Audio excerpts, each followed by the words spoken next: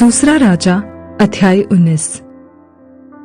यशायाह के द्वारा छुटकारे की भविष्यवाणी। जब हिजकिय्याह राजा ने यह सुना तब वह अपने वस्त्र फाड़ टाट ओढ़कर यहोवा के भवन में गया, और उसने एलियाकीम को जो राजघराने के काम पर था, और शेबना मंत्री को और याजकों के पुरनियों को जो सब टाट ओढ़े हुए थे, आमोस के पुत्र यशायाह भविष्यद्वक्ता के पास भेज दिया। उन्होंने उससे कहा, हिजकिय्याह यह कहता है, आज का दिन संकट और भर्त्सना और निंदा का दिन है। बच्चों के जन्म का समय तो हुआ, पर जच्चा को जन्म देने का बल न रहा। कदाचित तेरा परमेश्वर यहोवा रबशाके की सब बातें सुने, जिसे उसके स्वामी अशूर के राजा ने जीविते परमेश्वर की निंदा करने को भेजा है, और जो बातें तेरे परमेश्वर यहोवा ने सुनी है उन्हें डांटे। इसलिए तू इन बचे हुओं के लिए जो रह गए हैं प्रार्थना कर। जब हिजकिय्याह राजा के कर्मचारी यशायाह के पास आए, तब यशायाह ने उनसे कहा, अपने स्वामी से कहो, यहोवा यह कहता है कि जो वचन तूने सुने हैं, जिनके द्वारा अशूर के राजा के जनों ने मेरी निंदा की है, उनके कारण मत डर। सुन, मैं उसके मन को प्रेरित करूंगा कि वह कुछ समाचार सुनकर अपने देश को लौट जाए, और मैं उसको उसी के देश में तलवार से मरवा डालूंगा।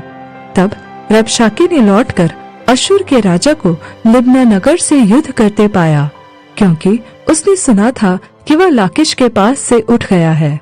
जब उसने कूश के राजा तिर्हाका के विषय यह सुना, वह मुझसे लड़ने को निकला है, तब उसने हिजकिय्याह के पास दूतों को यह कहकर भेजा, तुम यहूदा के राजा हिजकिय्याह से यह कहना, तेरा परमेश्वर जिसका तू भरोसा करता है, यह कहकर तुझे धोखा न देने पाए कि यरूशलेम अशूर के राजा के वश में न पड़ेगा। देख, तूने तो सुना है कि अशूर के राजाओं ने सब देशों से कैसा व्यवहार किया है और उनका सत्यानाश कर दिया है। फिर क्या तू बचेगा? गोजान और हारान और रेसेप और तलस्सार में रहने वाले एदेनी, जिन जातियों को मेरे पुरखाओं ने नाश किया, क्या उनमें से किसी जाति के देवताओं ने उसको बचा लिया? हमात का राजा और अर्पाद का राजा और सर्पवैम नगर का राजा और हेना और इवा के राजा, ये सब कहाँ रहे? इस पत्री को हिजकिय्याह ने दूतों के हाथ से लेकर पढ़ा, तब यहोवा के भवन में जाकर उसको यहोवा के सामने फैला दिया, और यहोवा से यह प्रार्थना की, हे इस्राएल के परमेश्वर यहोवा, हे करूबों पर विराजने वाले, पृथ्वी के सब राज्यों के ऊपर केवल तू ही परमेश्वर है। आकाश और पृथ्वी को तू ही ने बनाया है। हे यहोवा, कान लगाकर सुन।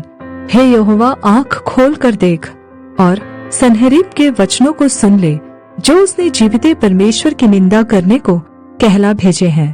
हे यहोवा, सच तो है कि अशूर के राजाओं ने जातियों को और उनके देशों को उजाड़ा है, और उनके देवताओं को आग में झोंका है, क्योंकि वे ईश्वर न थे, वे मनुष्यों के बनाए हुए काठ और पत्थर ही के थे।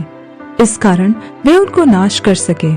इसलिए अब हे हमारे परमेश्वर यहोवा, तू हमें उसके हाथ से बचा, कि पृथ्वी के राज्य राज्य के लोग जान ले कि केवल तू ही यहोवा है। तब आमोस के पुत्र यशायाह ने हिजकिय्याह के पास यह कहला भेजा, इस्राएल का परमेश्वर यहोवा यह कहता है, जो प्रार्थना तूने अशूर के राजा सन्हेरीब के विषय मुझसे की, उसे मैंने सुना है। उसके विषय में यहोवा ने यह वचन कहा है, सिय्योन की कुमारी कन्या तुझे तुच्छ जानती और तुझे उपहास में उड़ाती है। यरूशलेम की पुत्री तुझ पर सिर हिलाती है। तूने जो नामधराई और निंदा की है, वह किसकी की है? और तूने जो बड़ा बोल बोला और घमंड किया है, वह किसके विरुद्ध किया है? इस्राएल के पवित्र के विरुद्ध तूने किया है।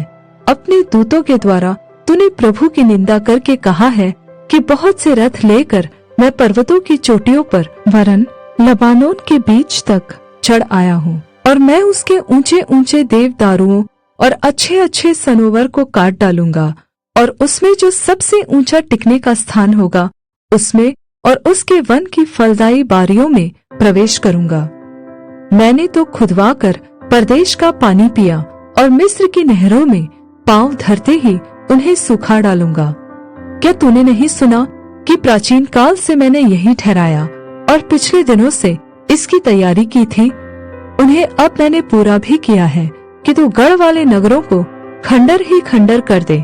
इसी कारण उनके रहने वालों का बल घट गया। वे विस्मित और लज्जित हुए।